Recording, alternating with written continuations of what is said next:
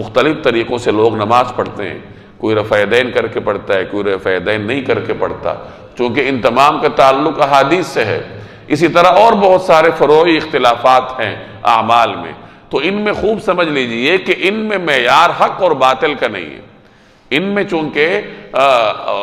مسلمانوں کے جو فقہاء تھے یا اسلاف تھے، انہوں نے احادیث کو دیکھ کر اپنے انداز سے ایک گمان قائم کیا کہ رفع یدین زیادہ بہتر ہو سکتا ہے۔ دوسروں نے گمان قائم کیا کہ چونکہ رسول اللہ صلی اللہ علیہ وسلم نے ان مواقع پر رفع یدین نہیں بھی فرمائی تو رفع یدین نہ کرنا بہتر ہو سکتا ہے، تو ان کا تعلق چونکہ گمان پر ہے تو وہاں حق اور باطل کا سوال نہیں ہوتا۔ وہاں یہ ہوگا کہ میں جس پہ عمل کر رہا ہوں وہ زیادہ درست ہے،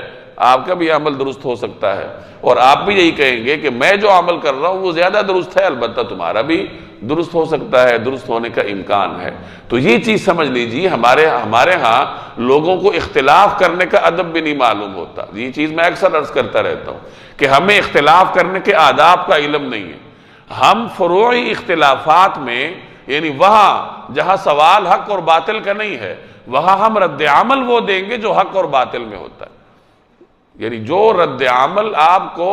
شرک اور توحید کے معاملے میں دینا چاہیے تھا، وہ رد عمل آپ جزیات میں دینے بیٹھ گئے، عبادات میں دینے بیٹھ گئے، عبادات کے مختلف طریقوں میں دینے بیٹھ گئے، اور اسی کا نتیجہ ہے کہ مسلمان تقسیم ہے، مساجد تقسیم ہے، لوگوں کے دل تقسیم ہے، خاندان تقسیم ہے، گھر تقسیم ہے، میاں بیوی بعض اوقات بٹ جاتے ہیں کہ وہ تو اس مسلک کا ہے اور میں اس مسلک کا ہوں۔ تو یہ جو ہمارے درمیان مختلف طریقہ کار ہیں دین پر عمل کرنے کے، تو ان کا تعلق حق اور باطل سے نہیں ہے، بلکہ ان کا تعلق گمان سے ہے، اور ہر ایک کے پیچھے کوئی نہ کوئی دلیل ہے، کوئی نہ کوئی حدیث ہے۔ جتنے بھی اختلافات آپ اٹھا لیجئے نماز پڑھنے کے طریقوں کے بارے میں، حج کے حوالے سے، زکوٰۃ کے حوالے سے، تو مختلف فقہاء کی اپنی آراء ہوتی ہیں، اور اس رائے کے پیچھے کوئی نہ کوئی حدیث ہوتی ہے۔ تو ظاہر ہے کہ جب کسی چیز کے پیچھے حدیث ہے تو ہم اس کو اللہ یعوذ باللہ حق اور باطل کا